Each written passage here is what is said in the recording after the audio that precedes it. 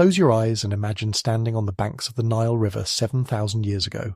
There are no pyramids piercing the horizon, no stone temples reflecting the sun, no golden death masks, no hieroglyphs carved into monument walls. The double crown of Upper and Lower Egypt doesn't exist yet because Egypt itself doesn't exist, not as we know it. But you're not standing in an empty wilderness.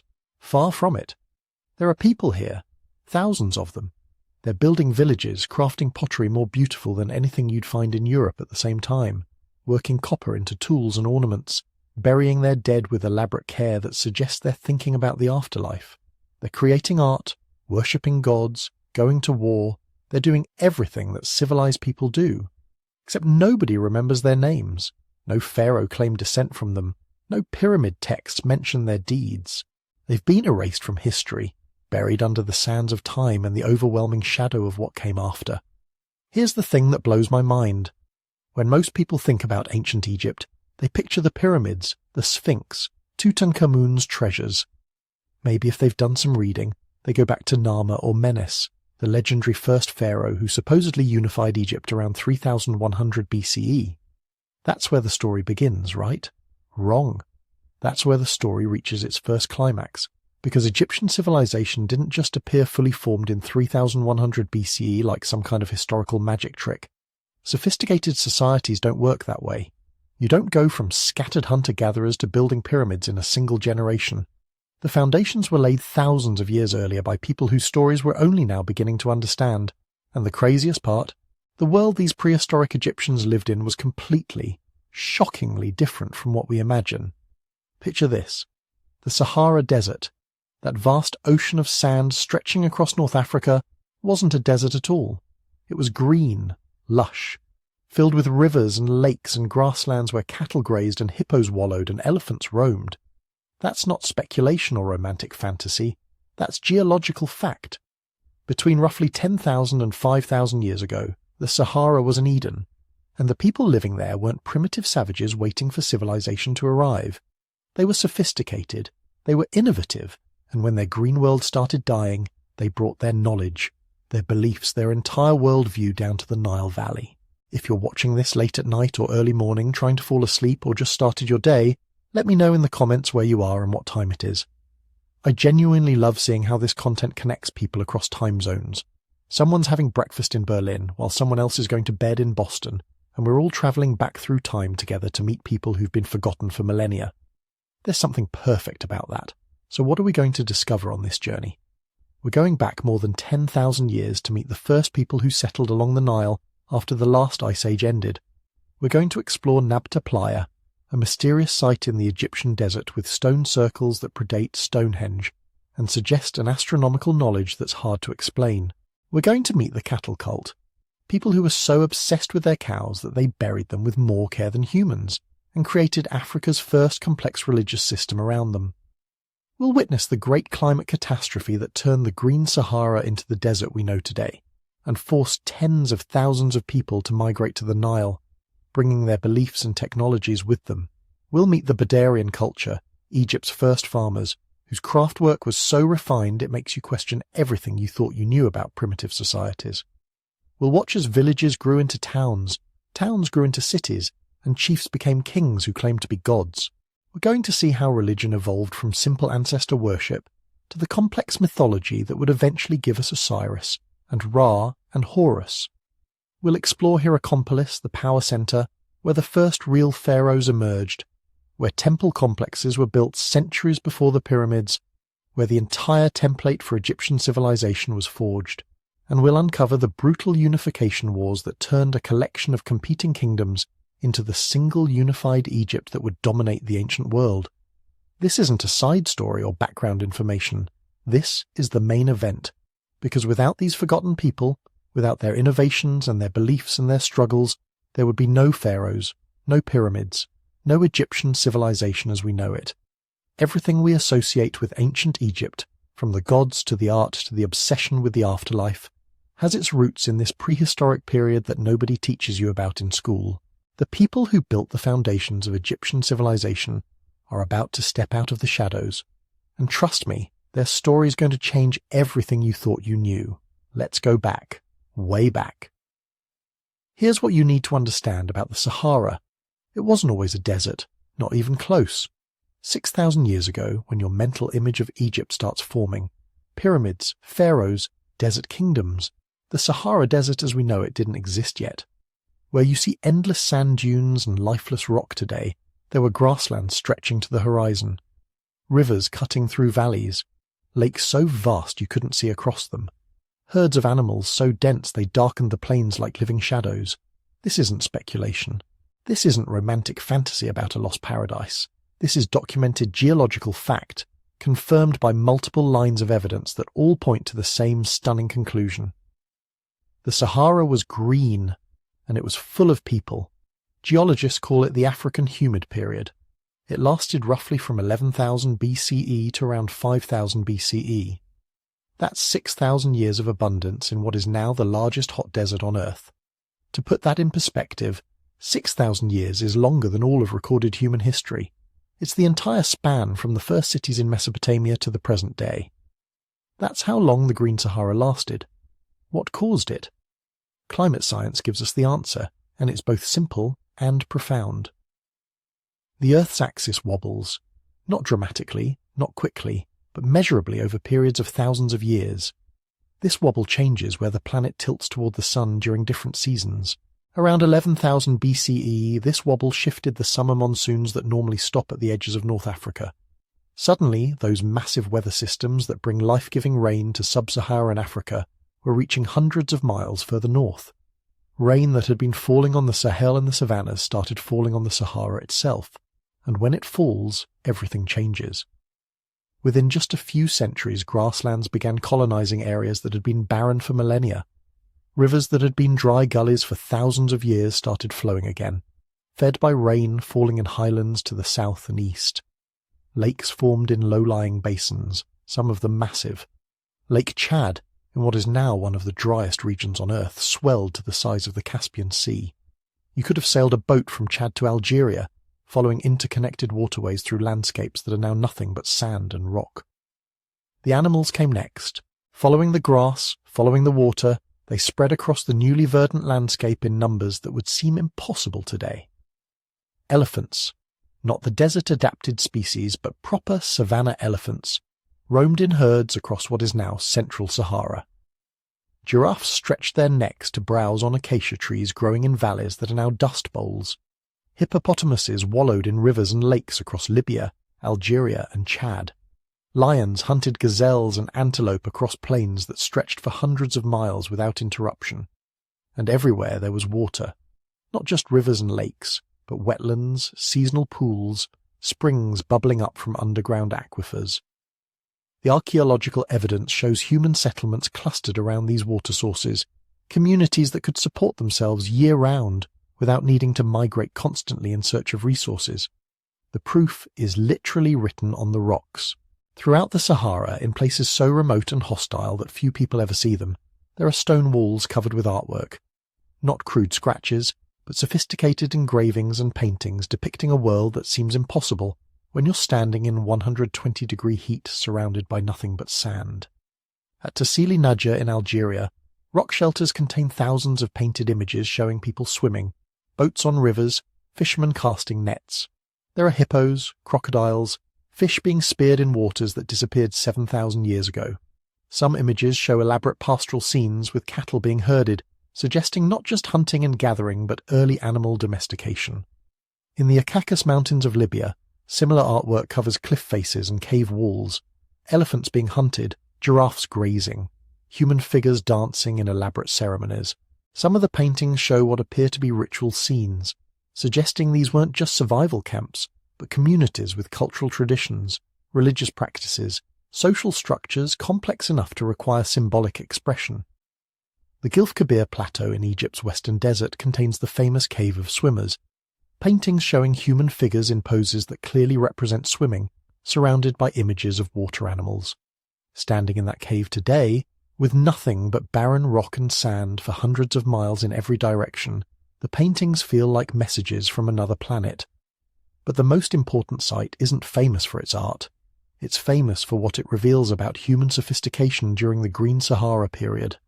Nabta Playa, located about 700 miles south of Cairo in what is now one of the most inhospitable parts of the Egyptian desert, was once the shore of a seasonal lake. When rains came, the playa would fill with water, creating a shallow lake that could sustain communities for months at a time. When the rains failed, it would dry up, forcing inhabitants to move to more reliable water sources. Around 7,500 BCE, people started coming back to Nabta Playa regularly, not just camping randomly but building structures, stone circles, alignments of megaliths, what might be the world's oldest astronomical alignment, markers positioned to track the summer solstice. We'll explore Nabta Playa in detail later, but for now, understand this. These weren't desperate refugees scratching out survival in a harsh environment. These were people who had the resources, the time, and the cognitive sophistication to build monuments, to track celestial movements, to create something permanent in a landscape that was anything but permanent. The environmental data supports what the archaeology suggests. Sediment cores drilled from old lake beds show layers of organic material, pollen from grasses and trees, even microscopic algae indicating freshwater ecosystems. These weren't occasional puddles appearing after rare rainstorms. These were stable, long-lasting bodies of water supporting complex food webs. Animal bones from archaeological sites show the full range of African megafauna, not just small game like gazelles and rabbits, but elephants, buffalo, even extinct species like the giant buffalo that stood 6 feet at the shoulder. The hunters of the Green Sahara were taking down massive animals, which means they had sophisticated weapons, coordinated hunting strategies, and social organization capable of distributing meat from kills that could yield thousands of pounds of food. Most tellingly, there's evidence of early pastoralism. Some communities weren't just hunting wild animals, they were keeping cattle, domesticated cattle, herded and managed, appearing in rock art and confirmed by bone evidence at archaeological sites. This represents a massive cognitive and social leap. You can't just decide to keep cattle one day. You need generational knowledge about animal behavior, breeding, disease management. You need social agreements about who owns which animals, how they're managed, how they're distributed. The Green Sahara wasn't just habitable, it was a crucible of human innovation. Think about daily life for these people. You wake up in a shelter made of wood and reeds, materials that are absolutely unavailable in the modern Sahara. The air is warm but not scorching, cooled by moisture from the nearby lake. You can hear birds, thousands of them, nesting in the wetlands. As you walk to the water's edge, you pass grazing antelope that barely notice your presence because game is so abundant that hunting pressure hasn't made them skittish. You spend the morning fishing, using barbed harpoons carved from bone. The catch is good, as it usually is. By midday, you've caught enough fish to feed your extended family group of 20 people, with plenty left over to dry for later. In the afternoon, some of the group heads out to check on the cattle, making sure they haven't wandered too far from the settlement. Others work on tools, crafting new spear points from stone nodules collected from a quarry 2 days' walk away. In the evening, as the sun sets over the lake, your group gathers around a fire. Stories are told, knowledge passed down. The elder explains how to read the stars, how to know when the rains will come and when they'll fail. Children practice throwing spears at targets, learning skills they'll need as hunters. Someone paints images on the rock wall of the shelter, adding to the layers of artwork that document generations of occupation. This was life in the Green Sahara. Not perfect, not without challenges, but abundant enough that human communities could grow, develop culture, innovate. For 6,000 years this world persisted. Multiple human lifetimes. Hundreds of generations who knew nothing but this green, living landscape. But here's what makes this story essential to understanding prehistoric Egypt. These people, these Green Sahara communities, they didn't just disappear when the climate changed. They went somewhere, and that somewhere was the Nile Valley. Around 5000 BCE, the wobble that had brought the monsoons north began reversing. Year by year, the rains became less reliable, lakes started shrinking, rivers that had flowed year-round became seasonal. Grasslands retreated, replaced by scrub, then by bare rock and sand. The animals moved south, following the rain and the grass back toward the Sahel, and the people followed, or rather, most of them did. But some looked east, toward the one place where water was still reliable, where the promise of permanent settlement beckoned. They looked toward the Nile. These weren't primitive refugees fleeing disaster. These were sophisticated communities with generations of accumulated knowledge about animal management, stone tool technology, astronomical observation, and social organization. They were people who had built monuments in the desert, people who had created art that would last for millennia, people who understood how to manage resources and maintain cultural traditions across generations. When they reached the Nile Valley, they brought all of that with them, every skill, every tradition, every piece of hard-won survival knowledge from their lost green world. They brought the seeds of civilization itself, planted in a desert paradise that was already dying. The Green Sahara was ending, but its people, its cultures, its accumulated wisdom was about to transform the Nile Valley into something unprecedented, something that would eventually build pyramids and create pharaohs and establish one of the most sophisticated civilizations in human history. But first, they had to survive the journey, and they had to learn to live in a completely different world. Before there was Egypt, before there were pharaohs, before anyone had thought to stack one stone on top of another, to build something permanent, there were people living along the Nile, not for centuries, not for millennia, for hundreds of thousands of years. The oldest evidence of human presence along the Nile dates back over 400,000 years. Stop and think about that for a second. 400,000 years. That's not just before the pyramids. That's before modern humans even existed. These were our evolutionary cousins, probably Homo heidelbergensis, the species that would eventually give rise to both Neanderthals and modern humans. They were already there, already living along the river, already figuring out how to survive in a landscape we wouldn't recognize. Because here's what almost nobody realizes. The Nile, the Nile from the history books, the steady, predictable river that flooded every summer and made Egyptian civilization possible, that Nile is very, very young. For most of human history, the Nile wasn't one river. It was a series of disconnected lakes. Then it was a raging torrent. Then it disappeared completely. Then it came back as something else entirely. The river changed personalities more often than it stayed the same, and the humans living along its banks had to adapt or die. The earliest stone tools found along the Nile are simple: hand axes, choppers, basic cutting implements. The kind of tools that had been made for over 1 million years by various human species across Africa. But even these simple tools tell us something important. They're there, consistently. Archaeological sites dot the ancient river terraces, the raised banks that show where the river used to flow during different climate periods. Wherever the river went, humans followed. When the climate changed and the river shifted its course, they moved with it. Then, around 150,000 years ago, something changed. The archaeological record shows the appearance of what's called the Assyrian culture. Named after a site in Algeria, the Assyrian people created a distinctive type of stone tool, projectile points with a stem at the base for hafting onto spears or arrows. These weren't just rocks chipped into shape. These were precision instruments, carefully crafted for a specific purpose, hunting at a distance. The Assyrian people spread across North Africa during one of the periodic wet phases when the Sahara turned green. They followed the rivers and lakes that appeared during these climate windows, and some of them made it to the Nile Valley. We find their distinctive tools scattered along ancient shorelines, sometimes in places that are now hundreds of feet above the modern river level. Evidence that the Nile has risen and fallen, carved deeper and shallower channels, dramatically changed its character over and over again. But here's where it gets really interesting. The Assyrian culture disappeared around 40,000 years ago, probably wiped out by one of the periodic droughts that turned the Sahara back into desert. But the people along the Nile survived. They always survived. Because no matter how bad the drought got, the Nile kept flowing. It might become smaller, more seasonal, but it never completely dried up.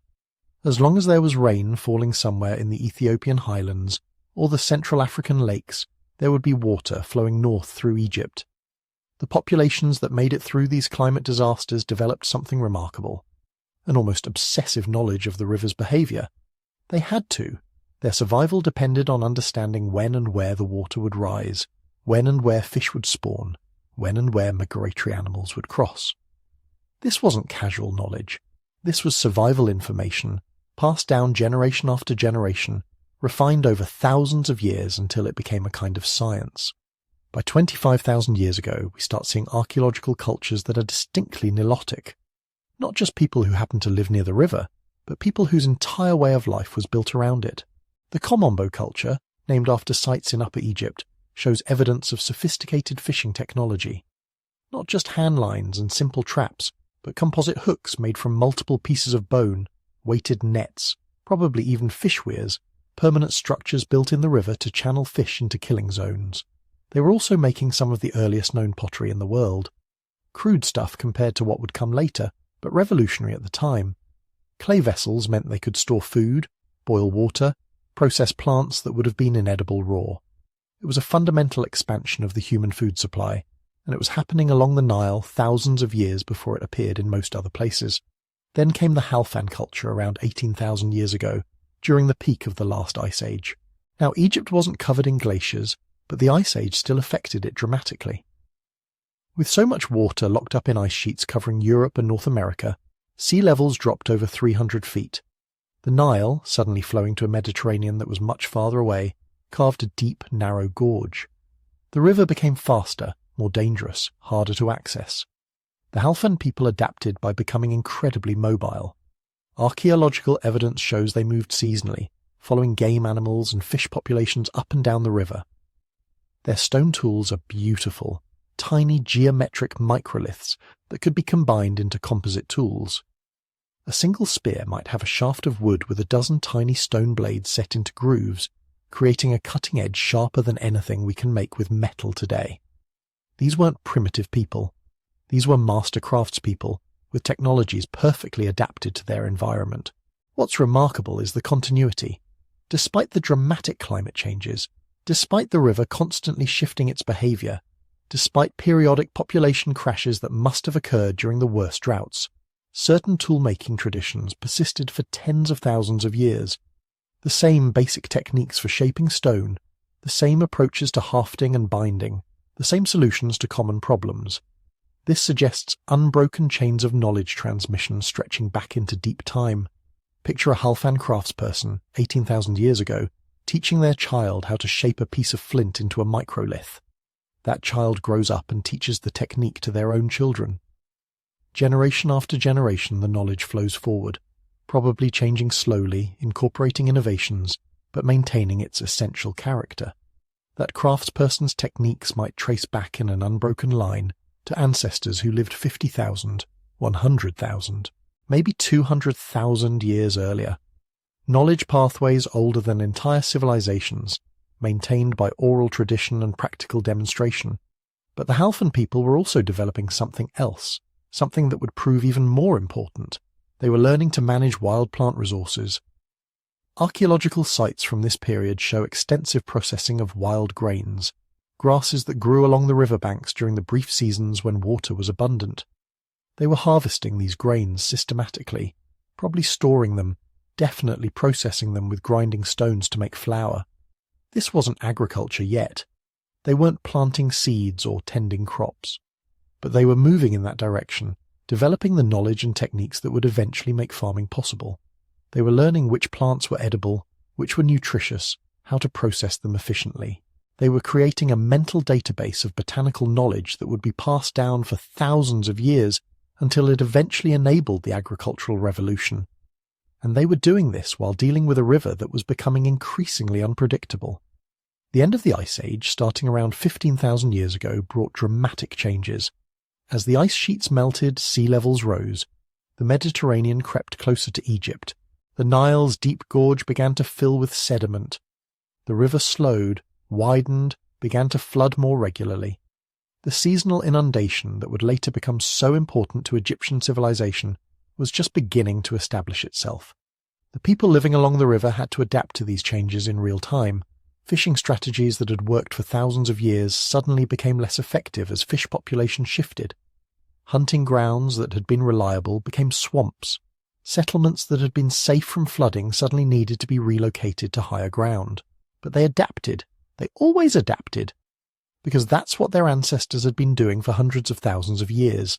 By 10,000 years ago, as the climate continued to warm and the Sahara entered one of its periodic green phases, the Nile Valley was supporting substantial human populations. Not cities, not even large villages, but networks of semi-permanent camps, probably occupied seasonally, connected by kinship and trade relationships.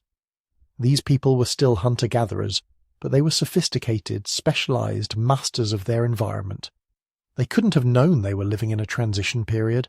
They couldn't have known that within a few thousand years, everything about human life along the Nile would change, that farming would replace foraging, permanent villages would replace seasonal camps, chiefs would replace egalitarian bands, that the old ways, the ways their ancestors had followed for hundreds of thousands of years, would largely disappear. But here's the thing, those old ways didn't disappear completely. The deep knowledge of the river, the understanding of seasonal patterns, the fishing and hunting techniques, even some of the religious concepts, they persisted. They were transformed, incorporated into new cultural systems, but never entirely lost. When the first farmers appeared in the Nile Valley, they brought their knowledge with them. But they also learned from the people who were already there, the descendants of hunters who had lived along the river since before anyone could remember. And that exchange, that meeting between old and new, between the ancient riverine cultures and the incoming agricultural peoples, that's where our story really begins to accelerate. Because climate change was about to force another transformation, one that would drive these hunters and farmers together, compress them into an increasingly narrow band along the river, and set the stage for everything that would come after.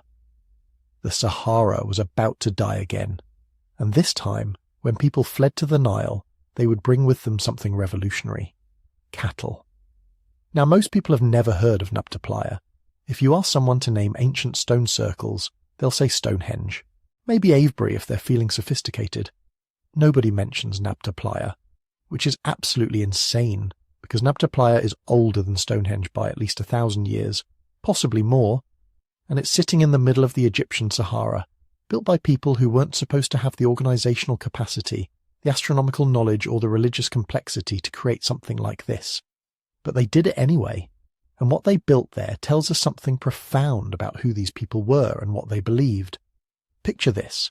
Around 6000 BCE, maybe earlier, groups of pastoralists are gathering at a seasonal lake in what's now the most desolate part of the Sahara Desert.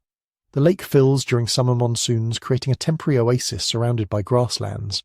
Animals come to drink, people come to trade, share knowledge, conduct rituals. It's a meeting place, neutral ground where different groups can interact without territorial conflict. Then someone has an idea, or maybe it's a vision, a divine instruction, we'll never know. But they decide to mark this place permanently, to create something that will outlast the seasonal rains, that will stand as a statement of shared identity and shared purpose. So they start moving rocks, not small rocks either, megalithic slabs weighing hundreds of pounds, dragged from wherever they could find suitable stone in a landscape that's mostly sand and silt. They arrange these stones in a circle roughly 13 feet across, carefully positioned, deliberately aligned. When archaeologists first discovered this circle in the 1990s, they thought it might be random. Natural rock formations sometimes look intentional, but then they started measuring the alignments, and everything changed. The stones line up with the cardinal directions with remarkable precision: north, south, east, west, marked by specific megaliths. But more incredibly, certain sight lines track the summer solstice sunrise, stand in the right position on the longest day of the year, and the sun rises directly over specific stones. This wasn't accident. This was design. These people were tracking celestial movements with enough precision to create permanent markers that would work year after year, generation after generation. Think about what this means. To align stones with the summer solstice, you need to observe the sun's rising position over multiple years. You need to understand that the sunrise point changes throughout the year, moving along the horizon in a predictable pattern. You need to identify the exact day when the sun reaches its northernmost rising point. Then you need to mark that position with stones heavy enough that they won't shift. And you need to convince a bunch of other people that this project is worth the enormous labor investment. This isn't simple survival thinking. This is abstract reasoning, long-term planning, and complex social coordination. These people weren't just reacting to their environment anymore. They were trying to understand it, map it, maybe even predict it. But the stone circle was just the beginning. As archaeologists kept digging, they found something even stranger. Buried beneath carefully arranged stone structures, they discovered cattle, not butchered for meat, not killed by disease, deliberately buried in sculpted stone chambers, positioned carefully, sometimes with the skeleton completely articulated as if the animal had been laid to rest with reverence. One burial stands out. A cow, probably a bull based on the bone structure, placed in a clay-lined chamber covered with a megalithic slab. The skeleton was intact, suggesting the animal had been buried soon after death or possibly even alive. Around it, the excavators found pottery sherds, ostrich eggshell fragments, evidence of ritual activity. This wasn't food storage, this was religion. Now, cattle burials might not sound impressive to modern ears, but this is possibly the earliest evidence of domesticated cattle in Africa, and definitely the earliest evidence of cattle being treated as sacred beings worthy of formal burial. These people weren't just herding cattle for meat and milk. They had developed a relationship with these animals that went far beyond the practical. The cattle had become central to their identity, their worldview, their connection to the divine. Some archaeologists think the stone circle functioned as a calendar, helping the Nabta Playa people predict when the rains would come. The summer solstice alignment might mark the beginning of the monsoon season, telling pastoralists when to gather at the lake, when to expect good grazing, when to plan their seasonal movements. If you're dependent on unpredictable rains in a marginal environment, the ability to predict seasonal changes even a few weeks in advance represents a massive survival advantage. But others argue the site had deeper significance. The cattle burials suggest ritual activity that went beyond practical calendar keeping. There's evidence of feasting, of large gatherings, of communal activities that brought together groups from across the region. Maybe Nabta Playa was a pilgrimage site, a sacred centre where different pastoralist groups came together to perform rituals, reaffirm social bonds, trade cattle and goods, arrange marriages between clans. The megalithic structures support this interpretation. Over several centuries, the people at Nabta Playa kept building.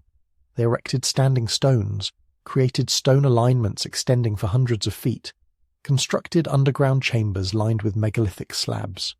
Some of these structures clearly have astronomical alignments. Others seem to mark directions, possibly pointing toward distant territories or water sources. Still others have no obvious practical function, suggesting they were purely symbolic or religious. One structure particularly fascinated researchers. A series of stone slabs arranged to form what looks like a complex calendar circle, with specific stones marking not just the solstices, but possibly other celestial events. Circumpolar stars that never set below the horizon in the northern sky. The belt stars of Orion. Maybe even the heliacal rising of Sirius, the brightest star in the night sky, whose annual reappearance the ancient Egyptians would later use to predict the Nile floods. If the Nabta Playa people were tracking Sirius 3,000 years before the pyramids, that's evidence of astronomical sophistication rivaling anything in the ancient world. But it's controversial. Some archaeologists think the alignments are too ambiguous, that we're seeing patterns that might not be intentional. The problem is we're trying to reconstruct the knowledge systems of people who left no written records, who disappeared thousands of years ago. We have stones and bones and pottery, but we don't have their stories, their myths, their explanations for why they built what they built. What we do know is that the cattle cult at Nabta Playa wasn't isolated. It was part of a wider pattern of cattle veneration that spread across the Green Sahara during this period. Rock art from across North Africa shows elaborate cattle imagery, massive herds, ceremonial scenes, cattle with decorated horns suggesting ritual significance. These weren't just economic resources, they were spiritual beings, intermediaries between humans and whatever forces these people believed controlled rain, grass, fertility. And here's where it gets really interesting. Fast forward 2,000 years.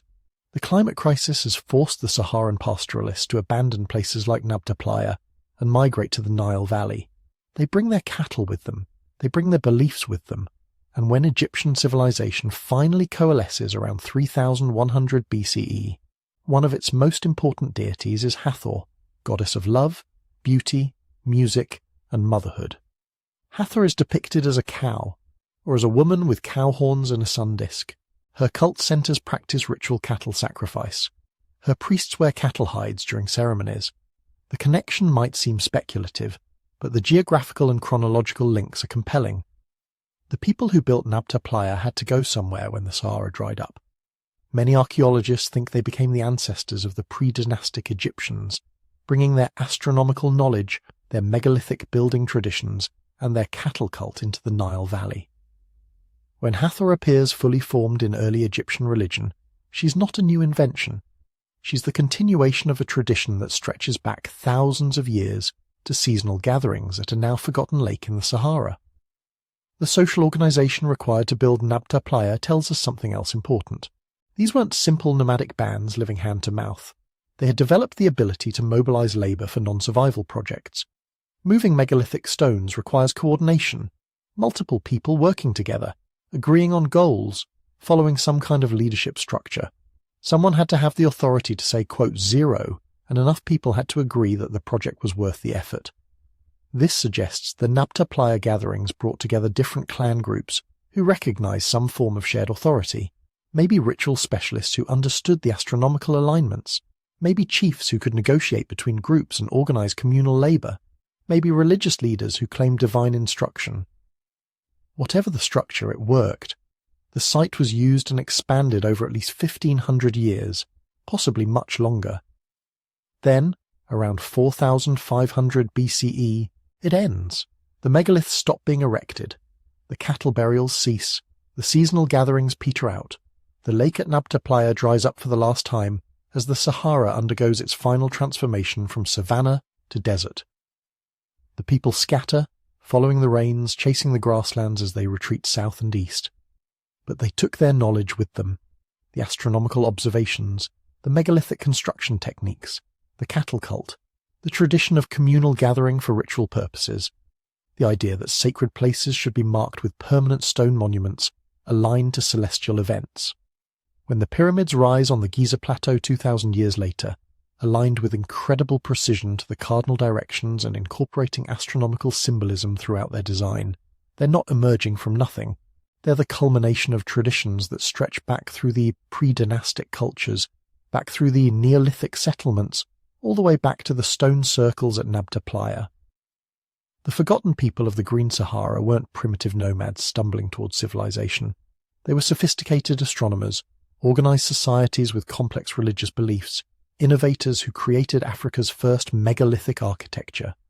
They just had the bad luck to build their monuments in a place that would become the world's largest desert, ensuring that their achievements would be buried under sand and forgotten for 6,000 years.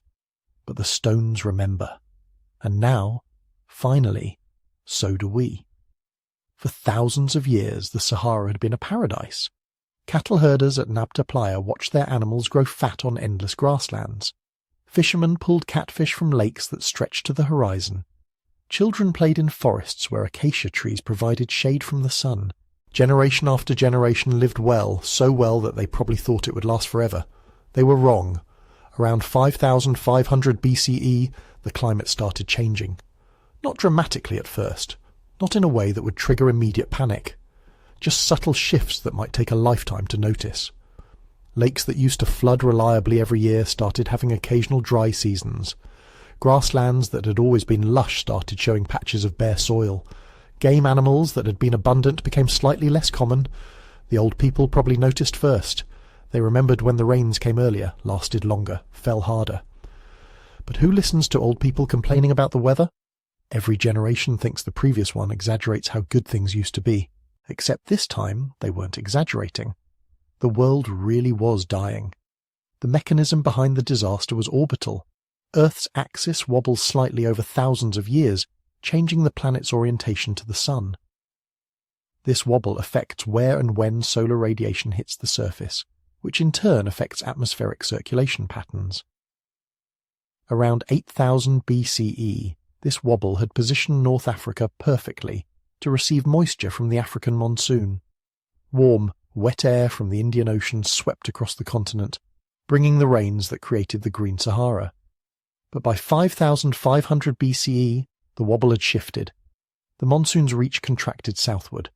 Less moisture reached the Sahara, and once the drying started, it triggered feedback loops that accelerated everything. Plants died, exposing bare soil. Bare soil reflected more sunlight than vegetation, heating the surface. Hot surfaces created rising air currents that deflected what little rain remained.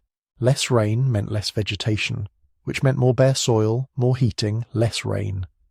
A death spiral that nothing could stop. The people living through it watched their world transform with agonizing slowness. A lake that had provided fish for 100 generations dried up over 3 or 4 decades. Children who had played in water their parents remembered became adults who stared at cracked mud. Then came a generation who only knew the lake from stories. Then stories became legends. Then even the legends were forgotten, and only the empty basin remained as evidence that water had ever existed there at all. Archaeological sites from this period tell the story through absence. At Nabta Playa, the cattle cult that had thrived for 2,000 years shows signs of stress around 5,500 BCE. Fewer animal bones in trash heaps, tool types shifting from hunting implements to more desperate technologies for extracting every possible calorie from declining resources. Then around 5000 BCE, the stone circles and megalithic structures simply stopped being built. Not because the builders had lost their ambition or forgotten their skills, because they were gone. They didn't all leave at once. This wasn't a panicked exodus. It was a slow hemorrhaging of population as conditions became gradually more unbearable. First the young would leave, seeking better territories, then families. Eventually only the most stubborn remained, the ones who couldn't imagine abandoning the land where their ancestors had lived for generations. But eventually even they had to face reality, stay and die, or leave and maybe survive. And when they left, when thousands of years of Saharan peoples began moving, there was only one place to go, east, toward the Nile. Think about what this migration meant. The Sahara had been inhabited by countless different groups, each with their own traditions, technologies, and ways of seeing the world. Cattle herders from Nabta Playa who had developed astronomical knowledge and megalithic architecture, hunter-gatherers from scattered oases who had refined desert survival to an art form, fishing communities from the lakes who had their own unique tool traditions, people from what is now Libya, Chad, Sudan, all converging on the same narrow strip of territory. The Nile Valley. The Nile was the last refuge because it was the only water source that didn't depend on the rain. Its floods came from far to the south, from the Ethiopian highlands where the monsoon still brought moisture. Every year, like clockwork, the river rose, flooded its banks, deposited rich silt, then receded, leaving behind perfect conditions for cultivation. While the rest of North Africa turned to dust, the Nile remained reliable, predictable, life-giving. But the Nile Valley in 5500 BCE wasn't empty. It had its own populations who had been there for thousands of years, native Nile dwellers who had their own ways of doing things, their own claims to territory, their own ideas about how resources should be shared.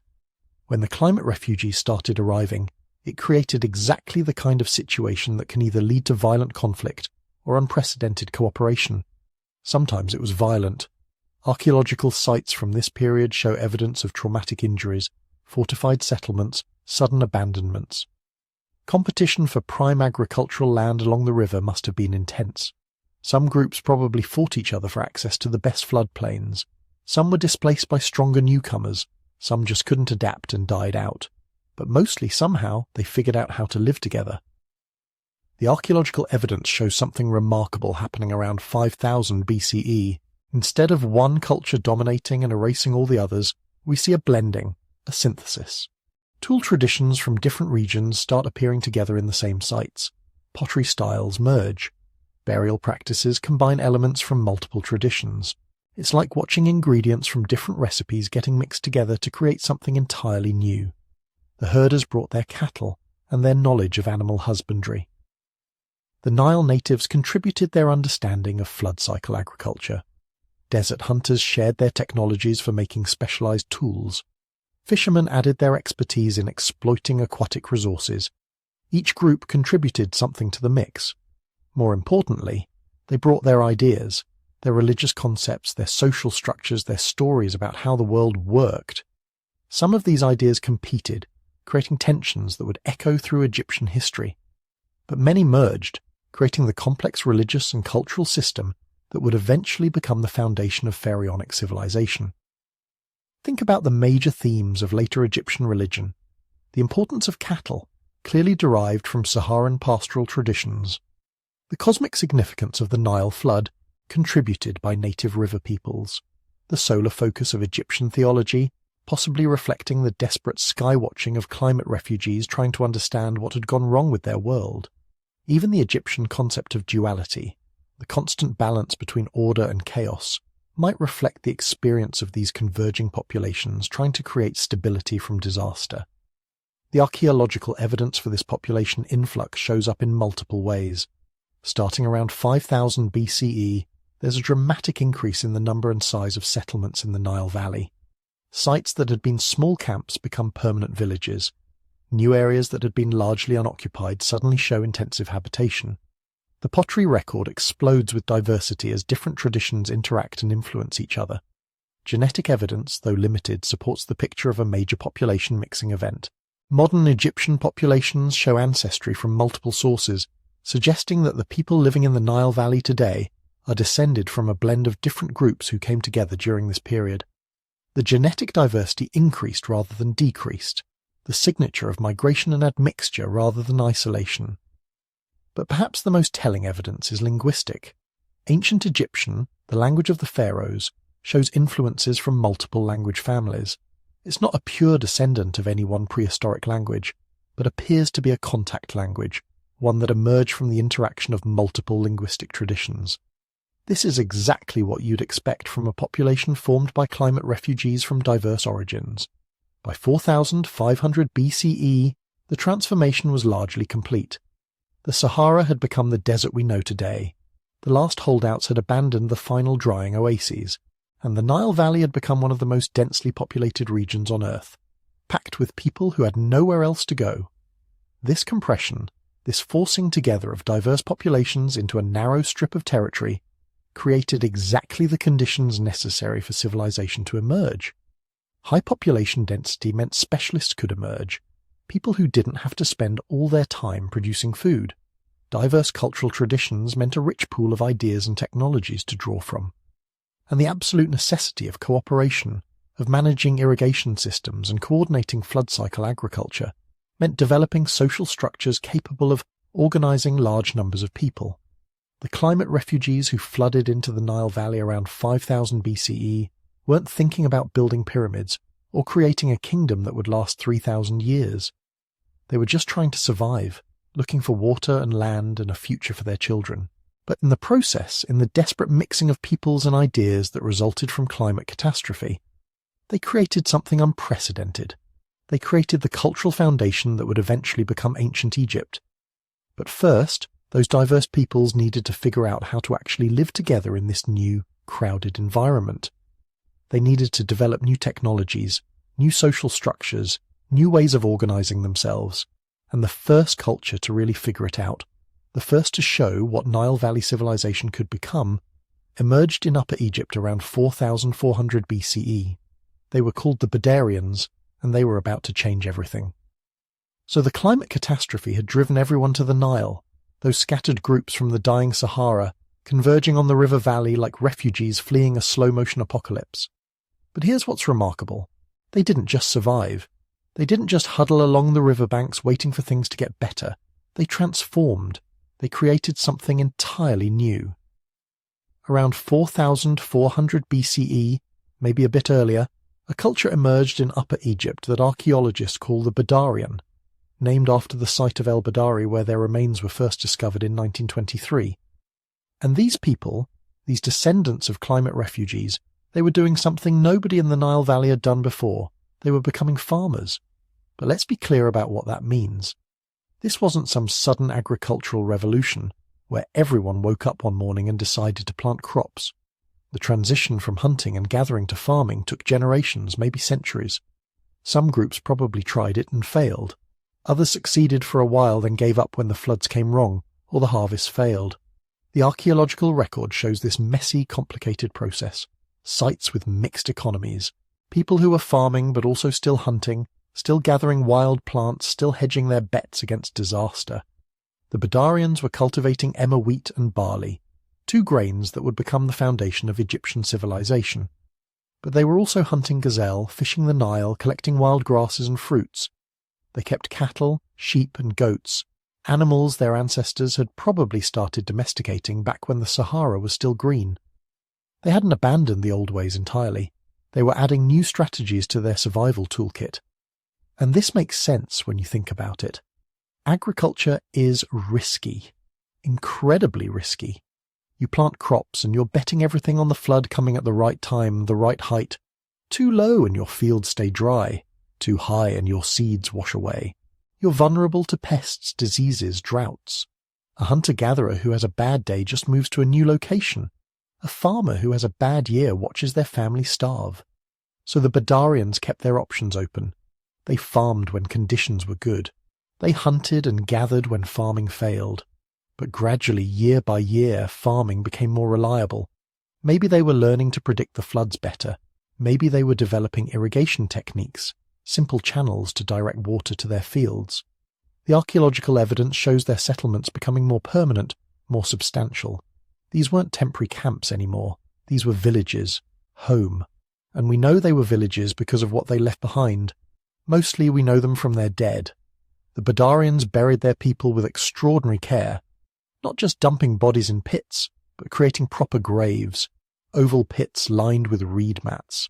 Bodies placed on their left side, head facing south, looking west toward the setting sun, curled in fetal position, as if sleeping, as if waiting to be reborn. This isn't random. This is ritual. This is belief.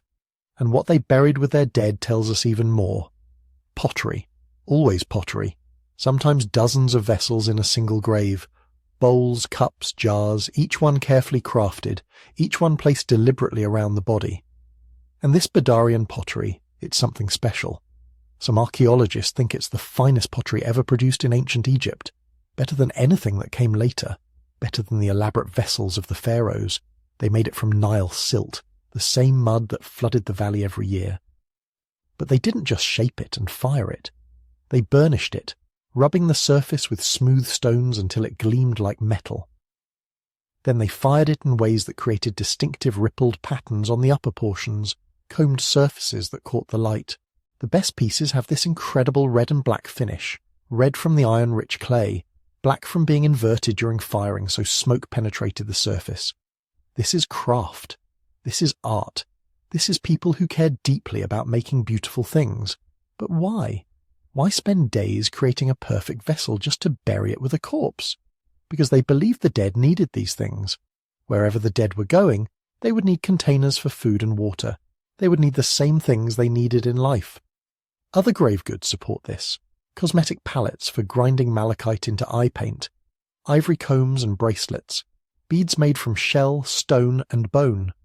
The women especially were buried with elaborate jewellery, strings of beads, thousands of them in some graves, belts made from shells, amulets carved into animal shapes. And here's where it gets really interesting. Those shells, they're not local. They're from the Red Sea, hundreds of miles away. The copper implements that show up in some graves, that copper's not from Upper Egypt either. It had to come from Sinai, or perhaps the Eastern Desert, from mines that required specialized knowledge to exploit. Some graves contain turquoise, lapis lazuli, materials from even farther away. This means trade networks, extensive ones. The Badarians weren't isolated villagers living self-sufficient lives. They were connected to a vast web of exchange that stretched across hundreds of miles. Materials moving from the Red Sea coast to the Nile Valley. Finished goods, probably, travelling back. Maybe pottery, maybe textiles that haven't survived. Maybe food surpluses from successful harvests. And this trade required social organisation. Somebody had to negotiate these exchanges. Somebody had to maintain relationships with distant communities. Somebody had to organise the expeditions to the desert mines. This suggests leadership. Not kings, not pharaohs, but individuals with enough authority and respect to coordinate these complex activities. But were the Badarians developing real social hierarchy? Were some people becoming more powerful than others? The grave evidence is mixed. Most burials are relatively similar. Everyone gets pottery. Everyone gets some grave goods. There aren't yet the massive tombs with huge amounts of wealth that we see in later periods. But there are differences. Some graves have more goods than others. Some have more exotic materials. Some have copper tools while others don't. Maybe this reflects individual wealth. Maybe some families were more successful at farming, accumulating surpluses they could trade for luxury goods. Or maybe it reflects age and respect. The graves with the most goods might belong to elders, people who had lived long lives and earned the community's admiration. Or maybe it reflects skill. The best craftspeople, the most successful traders, receiving extra honours in death. We can't know for certain. But what's clear is that Badarian society was becoming more complex. These weren't egalitarian bands where everyone was equal anymore, but they also weren't the stratified hierarchical societies that would emerge later. They were somewhere in between, transitioning, evolving. Their villages reflect this too. Badarian settlements were small, probably 100 to 200 people each, maybe less, just a few dozen families. The houses were simple, oval structures made from wooden posts and reed mats, with floors dug slightly into the ground for insulation. Not permanent stone buildings, but not temporary shelters either. These were homes meant to last years, maybe generations. The villages were positioned on the desert edge, above the floodplain. Smart positioning. Close enough to the river to access water and farmland, high enough to avoid the annual inundation. They would have watched the flood arrive each year, watched the water spread across the valley, then recede, leaving fresh silt. Then they planted. Then they waited. Then they harvested. And with each successful cycle, agriculture became more deeply embedded in their lives, but they were also maintaining the old ways. Storage pits at Badarian sites contain the bones of wild animals, gazelle mainly, but also hartebeest, hippopotamus, crocodile. They were still hunting, still supplementing their diet with wild resources. Fishing gear shows up in graves, bone harpoons and hooks. The Nile remained a source of protein, insurance against crop failure, and they were experimenting, trying new things, developing techniques that would become fundamental to later Egyptian civilization. Those cosmetic palettes found in graves, they weren't just for vanity. Grinding malachite into green eye paint served practical purposes. The copper compounds had antiseptic properties, protecting eyes from infection in the bright desert sun. This was practical chemistry. Trial and error over generations, learning which minerals could be safely applied to skin, which combinations produced the best results. They were also working with copper, not extensively, but enough to show they understood smelting. Copper pins, awls, small tools. This is metallurgy in its infancy, but it's there. Another technology that would become central to Egyptian civilization, beginning here in these small villages along the Upper Nile, and their pottery techniques, those would be passed down too. Later Egyptian potters never quite matched the quality of Badarian black-topped ware, but they tried. The tradition continued. The aesthetic preference for beautifully crafted vessels that became part of Egyptian culture. It started here. So did the burial practices, bodies positioned on the left side facing west, grave goods for the afterlife, the belief that death wasn't an ending but a transition to somewhere else, somewhere that required preparation. The entire Egyptian funerary tradition, everything that would eventually produce mummies and pyramids and elaborate tomb paintings, it has its roots in these simple Badarian graves, with their rippled pottery and shell beads. The Badarians lasted maybe 400 years, from roughly 4,400 to 4,000 BCE. Not a long time in the grand scheme of things, but in those 4 centuries they established the foundation for everything that came after. They proved that farming could work in the Nile Valley. They created the first settled villages. They developed craft traditions that would last millennia. They built trade networks connecting the Nile to the wider world. They were the first culture we can point to and say, there, that's recognizably Egyptian. Not fully Egyptian, not yet, but heading in that direction. The pieces were falling into place. Agriculture, permanent settlements, craft specialization, trade, social complexity, belief in the afterlife. But they were just the beginning. What came next would take all these Badarian innovations and amplify them, scale them up, transform them into something bigger, more complex, more powerful. The climate refugees who had fled to the Nile weren't just surviving anymore.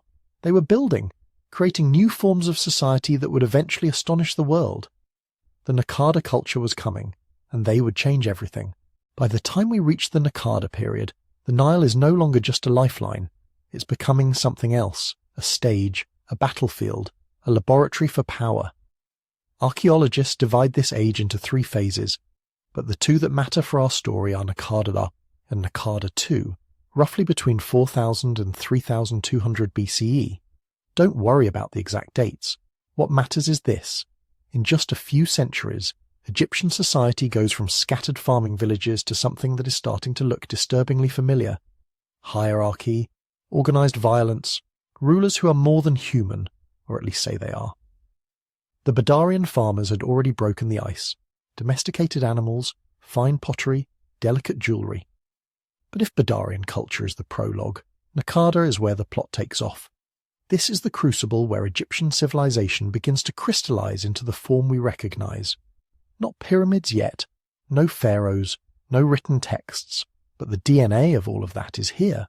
Naqada Rie, also called the Amrichan phase, doesn't announce itself with some huge monument. It creeps in through patterns you only see when you zoom out. Settlements become larger, burials become more unequal, and the Nile Valley starts to feel organized. Imagine you're walking along a low desert ridge above the floodplain around 3800 BCE. Below you, the river snakes through a strip of intense green. Fields of emmer wheat and barley, stands of date palms, cattle grazing in the flood recession. But what really stands out isn't the landscape, it's the village. This isn't a tiny cluster of huts anymore. Naqada. Sites like El Amra, Naqada itself, and others show compact planned areas with dozens, maybe hundreds of people living together, storage pits for grain, specialized areas for pottery production, zones where they're working bone, stone, ivory. You're not looking at a random group of farmers anymore. You're looking at the early bones of a community with roles, with specialization, with inequality. You can see that inequality most starkly in the cemeteries. Earlier burials in the Nile Valley were relatively simple. Bodies in a flex position, a few pots, maybe a bead necklace if you were lucky. But as Naqada Eye develops, some graves start to stand out. Larger pits, better construction, more grave goods.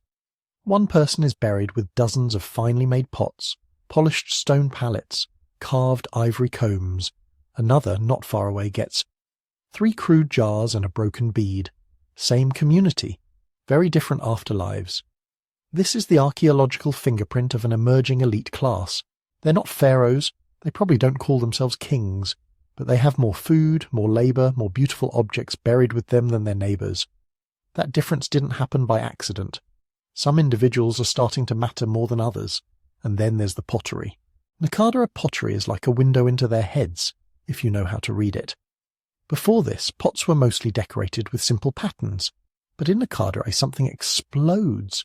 You start getting these remarkable red-on-buff painted vessels, boats, animals, humans, strange symbols, all swirling around the curved surfaces of everyday containers. Picture one of these jars in your hands. The clay is buff-coloured, the paint a dark red-brown. Along the body, a longboat stretches from one side to the other. Not a little canoe. A big crescent-shaped vessel with a high, curling prow and stern. On deck you see vertical lines that might be cabins or shrines. Above them, stick-like human figures stand with arms raised. What are they doing? Are they worshipping, celebrating, threatening? On other pots you see hunters with bows and arrows or throwing sticks, surrounded by desert animals, gazelles, ibex, maybe even lions. Sometimes the human figures look bigger than everything around them, towering over animals, boats, and smaller humans. That's not an accident. That's a visual hierarchy. Someone is more important, bigger, central. Some figures stand with their arms lifted in a posture that looks eerily like later depictions of kings and gods receiving offerings or smiting enemies. They're just stick figures now, but the pose will echo through Egyptian art for 3,000 years. We don't have captions. No one wrote, "This is Chief so-and-so, Lord of the River." But the imagery is already starting to separate out special people, special boats, special rituals. The idea that some humans stand closer to the divine than others is starting to take form in paint, long before it appears in stone, and then the pace quickens. Naqada II, also known as the Gurzian phase, doesn't feel like a gentle continuation. It feels like acceleration, expansion, tension. Settlements grow even larger and more complex. Some sites start to look like regional centres rather than just big villages. Places like Naqada and Hierakonpolis expand into what might be early towns, with distinct zones for craft production, animal enclosures, administrative storage, and ritual spaces. If you could see a map of Upper Egypt during Naqada II, it wouldn't just be little dots along the river. You'd see nodes, hubs, certain settlements acting as magnets, pulling people, goods, and power into their orbit. And wherever you get hubs, you get competition. The graves of Naqada II elites explode in richness, huge burial pits lined with mud brick. dozens, sometimes hundreds, of pottery vessels, exquisite stone vases carved from hard stone like basalt and diorite, cosmetic palettes now shaped like animals, turtles, fish, birds, and in luxury graves, palettes carved in elaborate shield-like forms. Some elites are buried with multiple bodies of animals, especially cattle. Others have human attendants buried nearby, possibly sacrificed or killed to follow their leader into death. It's grisly, but it sends a clear message. Some people are so important, their death is a crisis big enough to pull others into the grave with them. Power is no longer just economic, it's ritual, it's cosmic, and in the material culture, you start to see the shadow of something darker, organized violence. Weapons had always existed, of course. A hunting spear can be turned on a human easily enough.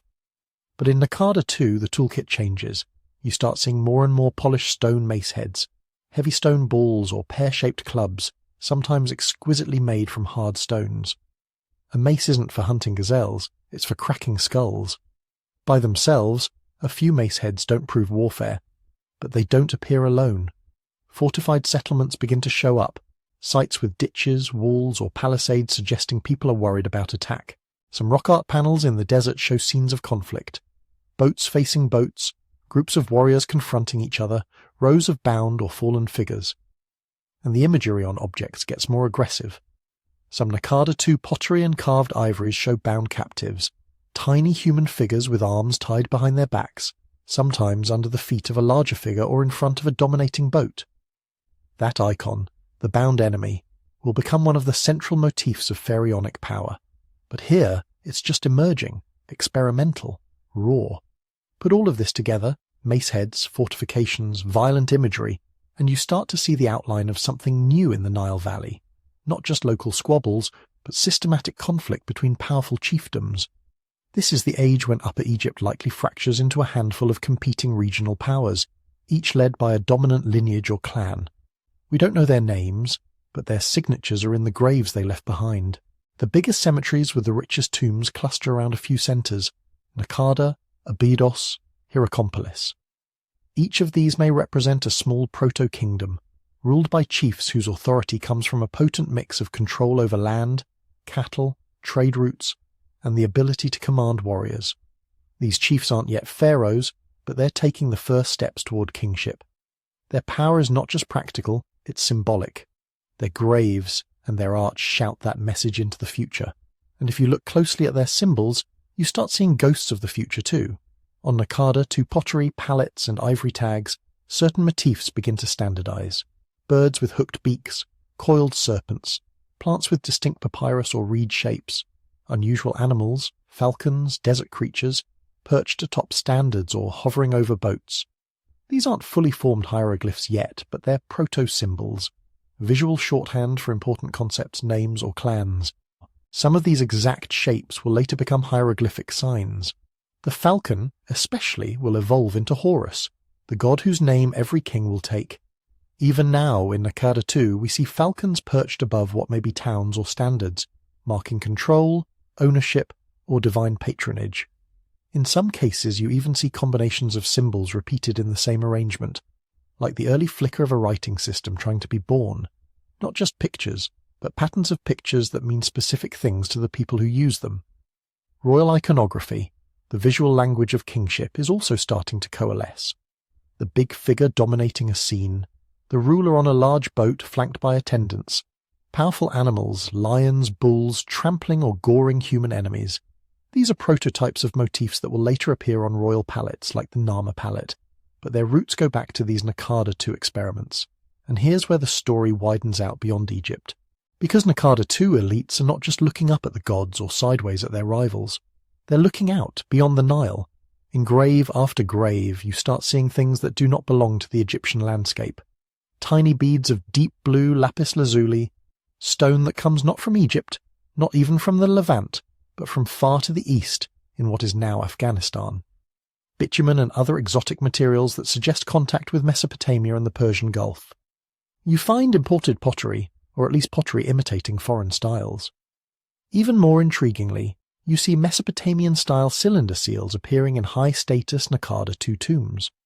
Cylinder seals are little carved stone rollers that produce a repeating image when rolled over wet clay. They were used in Mesopotamia to mark ownership, seal containers, and potentially sign documents. Seeing them in Naqada, two contexts, is like finding a foreign passport in an early chief's grave. Did Egyptian elites travel to the Levant and encounter Mesopotamian merchants?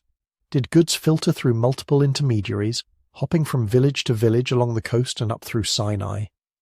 Either way, ideas were moving with the objects. Some motifs on Naqada, two objects. Rows of boats, complex processions, even certain animal combat scenes, may echo Mesopotamian art. This doesn't mean Egypt simply copied Mesopotamia. It means Egyptian elites were plugged into a broader late prehistoric world where chiefs and proto-kings from different regions were all experimenting with the same basic ingredients: trade, symbols, prestige, and violence. Long-distance trade wasn't just about pretty stones. It was about legitimacy. If you're a Naqada II chief trying to dominate your neighbours, what better way to advertise your status than to show off objects from lands your rivals have never even seen?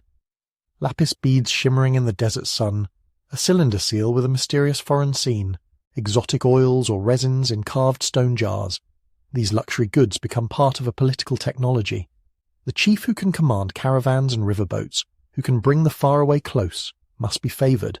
By fate, by the ancestors, maybe by the gods themselves. By the end of Naqada II, all of these threads, inequality, trade, symbolic art, ritual power, organised violence, are tightly wound around each other. The Nile is no longer just a chain of villages. It's a patchwork of rising proto-kingdoms, each with its own elites, its own symbols, its own version of what it means to rule. The gods are becoming more distinct, the chiefs are becoming more ambitious, the weapons are becoming more deadly. And somewhere in that mix, the idea of a single ruler of all Egypt is beginning to take shape, not yet realized, but imagined. In the next phase, those imaginations will turn into action. One of these centers will outcompete the others. One lineage will learn to use ritual, trade, and organized war more effectively than its rivals. And the result will not just be a bigger chiefdom, it will be a kingdom. Before that happens, though, we need to step back from the politics and look at something even more fundamental: belief. Because in Naqada Egypt, religion isn't just following along behind power, it's driving it. Religion doesn't suddenly appear when writing does. It doesn't wait politely for pyramids, priesthoods, and hieroglyphs. It creeps in much earlier, in the quietest, most intimate moments of human life. And death. By the time people were farming along the Nile and herding cattle out in places like Nabta Playa, they were already doing something that goes way beyond basic survival. They were treating the dead differently, not just dumping bodies in convenient spots, not just leaving corpses where they fell. They were digging graves. They were arranging bodies. They were placing objects with them. That's our first real window into the minds of prehistoric Egyptians. Not their tools, not their houses, their burials. Archaeologists working in Upper Egypt, in cemeteries from the Badarian and Naqada periods, keep finding the same basic pattern. Bodies placed on their side, usually curled up in a fetal position. Often on the left side, often facing west. Why west? In later ancient Egyptian religion, the west is the land of the dead. The sun dies in the west every evening and is reborn in the east. West equals sunset, endings, the entrance to the underworld. We can't prove that Badarian or early Naqada people thought exactly like that. We don't have their words. But when you see hundreds of burials across different sites, all oriented roughly toward the setting sun, you're not looking at random habit. You're looking at a shared idea. And then there are the grave goods. People buried with fine pottery, stone pallets, jewellery made of shell, bone, ivory and imported stones. Sometimes with meat offerings, as if stocking a pantry for the journey. Sometimes with personal items, combs, cosmetics, tools. This is not garbage disposal. This is investment. You're taking resources, time, craftsmanship, valuable materials, and putting them into a hole in the ground never to be used again. Why do that, unless you think the person in that grave somehow continues? That they still matter? That they might need food, beauty, protection in somewhere? This is the earliest hint of the belief that would one day dominate Egyptian civilization. Death is not the end. It's a crossing. And already, 1,000, 2,000 years before the first pharaoh, People along the Nile are acting like that crossing can be prepared for. But prehistoric religion wasn't just about the dead, it was also about animals. You've already seen hints of this at Nabta Playa, with cattle burials that are way too elaborate to be explained as simple waste. Great stone-lined pits, cattle skeletons placed carefully inside, sometimes whole animals, sometimes parts. That's not butchery, that's sacrifice. For pastoralists whose entire wealth, status and daily life depended on their herds, killing a healthy animal and burying it is a huge statement. You're giving up what keeps you alive. Who or what do you give that to? Some researchers talk about a cattle cult, an early form of animal veneration that might be the distant ancestor of later Egyptian cow goddesses like Hathor, mistress of the West, lady of turquoise, patron of joy, music, sexuality and the dead. In the earliest rock art of the Western Desert, we see gigantic cattle drawn much larger than humans, dominating the scene. That's not naturalistic art. That's symbolic art. Oversized animals, exaggerated horns, humans dwarfed beside them. It suggests an idea.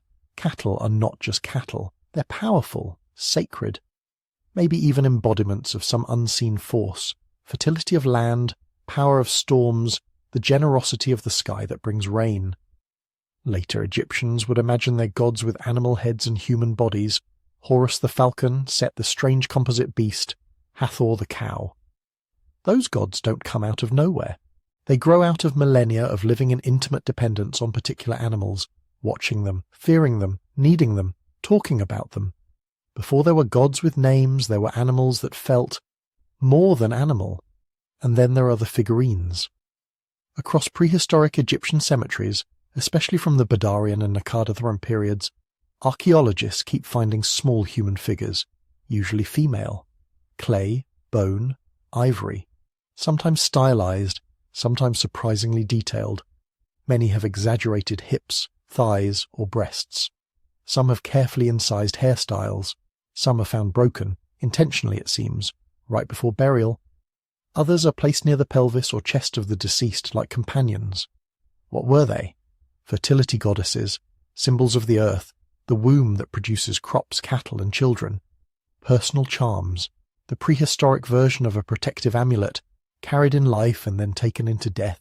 Representations of specific ancestors, a way of keeping your grandmother, your maternal line, close to you even in the grave.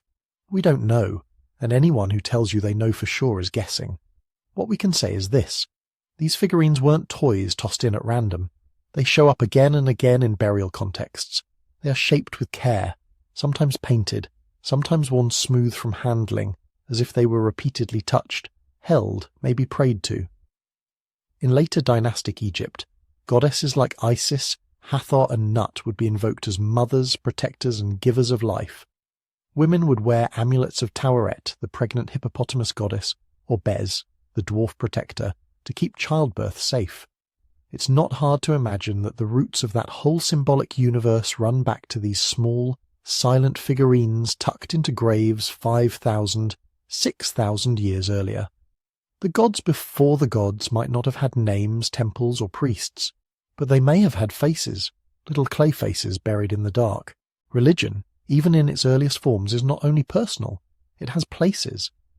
Nabta Playa, with its stone circles and cattle burials, is one of those places, a ritual landscape in the middle of what is now empty desert. Its stone alignments seem to track the summer solstice sunrise tied to the timing of monsoon rains. That's already a cosmic idea. Sky events linked to earthly survival. The sun tells you when the water will come. The stones remind you of the sun. Along the Nile Valley itself, in the pre-dynastic period, we start seeing other kinds of ritual spaces. Open-air shrines marked by wooden or stone posts. Enclosures where offerings, animal bones, broken pots, miniature vessels, pile up over time. Some sites in Upper Egypt show clear patterns. Same place, same kind of offerings, reused generation after generation. That's what a shrine looks like, long before anyone writes the word temple. At Hierakonpolis, which we'll explore later as a proto-city, there's evidence of what may be one of the oldest formal ritual precincts in Egypt. Animal burials that look ceremonial, baboon, hippopotamus, even elephants, carefully placed. Structures with layers of ashes and offering debris, spaces that weren't lived in, but visited. What happened there? Seasonal festivals tied to the flood? Initiation ceremonies? Animal cult rituals? We can't reconstruct the liturgy, but we can see the pattern. Specific places set aside from daily life, where groups gathered to do something repetitive, symbolic, emotionally charged. This is religion in its early architectural form, not yet stone temples but already sacred geography. And then, somewhere in all this, gods begin to localize. In the Naqada II period, certain towns start to stand out. Hierakonpolis, Naqada, Abydos. Later, in pharaonic times, these same places will be home to major gods. Horus at Hierakonpolis, Set at Naqada, the jackal god, eventually Anubis-like, at Abydos. Coincidence? Probably not. On ceremonial objects from late pre-dynastic Egypt, like decorated palettes and mace heads, we start seeing standards. Poles topped with animal symbols, falcons, canids, strange desert creatures. Those aren't just clan logos. They're early divine emblems. You carry them into battle. You plant them in conquered towns. You carve them over prisoners. The falcon standard in particular is important. It appears again and again, perched over boats, over kings, over defeated enemies. Later, that falcon becomes Horus, the sky god, protector of kingship, represented as a falcon or a falcon-headed man. It suggests a deep continuity. Long before anyone wrote Horus in hieroglyphs, people in Upper Egypt were already rallying around a falcon symbol. Maybe they saw falcons as lords of the sky, precise killers, guardians hovering above. Set, the later god of chaos, storms and desert, may have similar deep roots. The mysterious Set animal, long snout, squared ears, forked tail, doesn't match any real creature perfectly. But its earliest appearances in pre-dynastic iconography cluster in regions that would later be associated with Set worship. In other words, these weren't just animals. They were already being stretched into something else: local powers, protective forces, eventually gods. By the time Nama, or whoever you think unified Egypt, comes on the scene, the chess pieces are already on the board. Local cults, local emblems, local sacred animals. The pharaohs will weld them together into a national theology. But they inherit far more than they invent. If you strip away the later gods' names, temples and hymns, what's left? A pattern, a way of thinking about the world. In later Egypt, that pattern crystallizes into a concept called Mayat. Cosmic order, balance, truth, the right arrangement of things. The sun must rise, the Nile must flood, kings must rule justly, the dead must be buried correctly. If they aren't, the universe frays. We don't expect to find the word Mayat in a Badarian grave. But we can see earlier versions of the same obsession with order. Bodies all aligned a certain way, west-facing, fetal position, specific goods for men, for women, for children, ritual sites reused in careful sequences, stone circles aligned to solstices, cattle killed and buried in formation. All of this says there is a right way to do things. The burial must follow the pattern. The offering must be in its place. The stones must match the sky. You don't act like this if you think the universe is random. You act like this if you think there are invisible rules, and that breaking them has consequences, if not now, then somewhere after. Cosmic order doesn't begin with priests reciting hymns in Karnak. It begins when a small group of early farmers decides that this side of the grave is different from that side, that the west is different from the east, that certain animals are more than meat, that certain days of the year are more than days. That's Proto-Maat. The skeleton of an idea that will one day be dressed in myth and royal propaganda. There's one more layer to this prehistoric religion that's harder to talk about, but it's there, scratched into stone. Shamanism, altered states. Look at the rock art scattered across the eastern and western deserts. Long, winding lines of human figures, sometimes with elongated limbs, sometimes with animal heads. Scenes that don't look like normal hunting or herding. Figures floating, merging with animals, surrounded by dots and strange shapes. Some of these images are clearly practical: cattle, boats, hunters. But others look visionary. They match patterns seen in rock art from other parts of Africa and the world, where ethnographers have actually watched shamans paint what they see in trance states. Geometric patterns, part human, part animal beings, scenes of flight or transformation. In a context where survival is precarious and the environment is harsh and unpredictable, people everywhere seemed to reach for ways to communicate with invisible forces. Through drumming, dancing, fasting, chanting, plant intoxication. Prehistoric Egypt was no exception.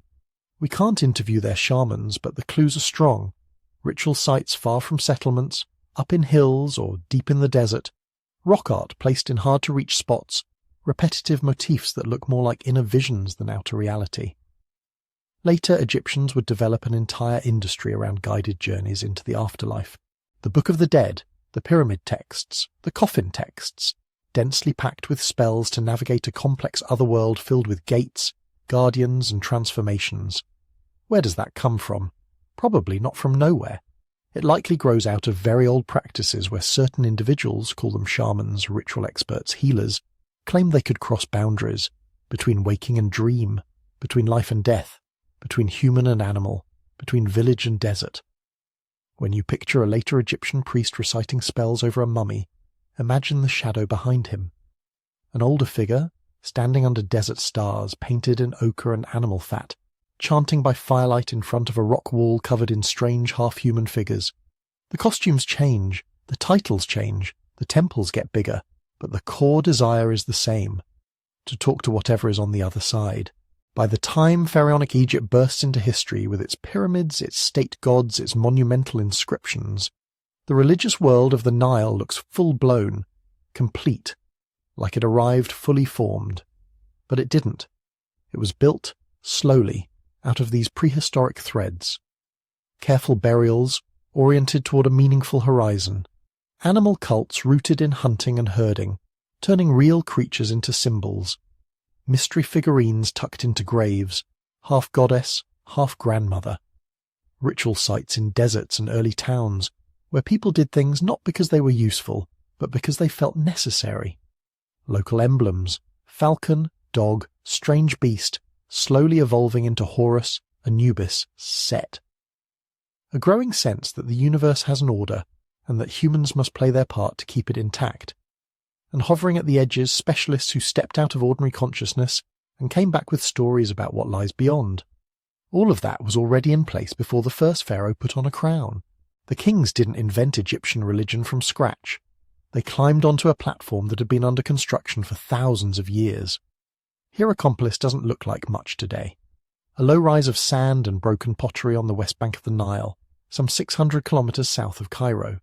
Wind, dust, and the occasional archaeological trench. You could drive past it in 10 minutes and never guess that 5,500 years ago, this was the most dangerous, most ambitious, most important place in all of Egypt. Back then it had another name, Nekhen, and if prehistoric Egypt had a capital, this was it. By the late Pre-Dynastic period, while most Nile villages were still clusters of huts along the floodplain, Hierakonpolis had already taken a different path. It was big. Not just for its time, big, period. Some estimates suggest maybe 5,000, maybe even 10,000 people living there before the official First Dynasty ever existed.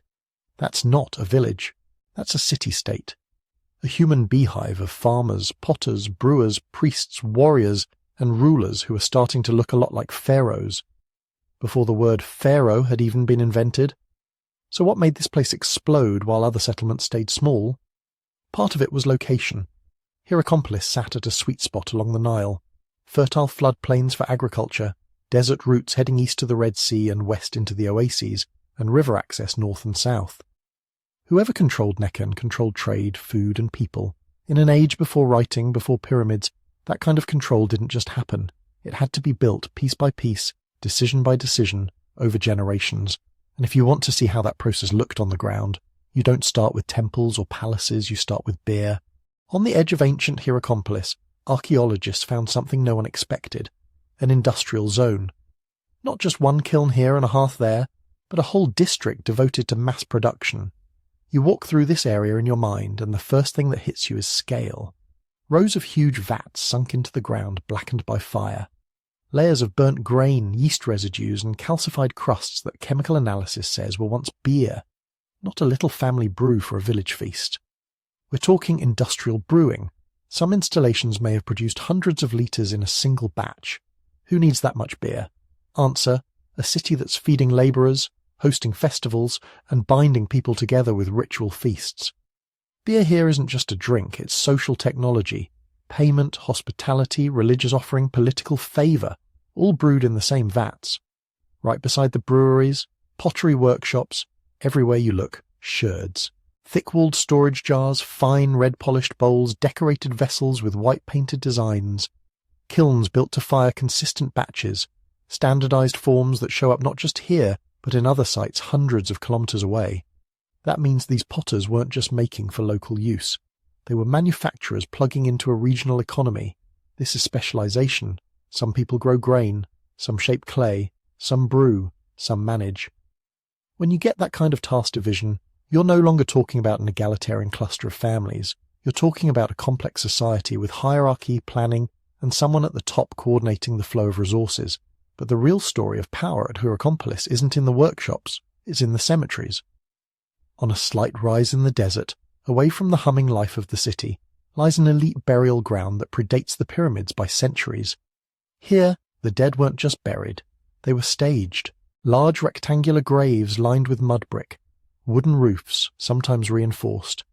Bodies laid out with care, surrounded by fine grave goods, imported stone vessels, high-quality flint blades, beautiful ceramics, cosmetic palettes, jewellery of shell, copper, and precious stones that had travelled astonishing distances to end up in this hot, dry sand. One tomb in particular stands out, Tomb 100. At first glance it looks like any other mud brick grave, but inside, on the plastered walls, archaeologists discovered something no one had ever seen from this early period. Paintings. Faded, fragmentary but still powerful.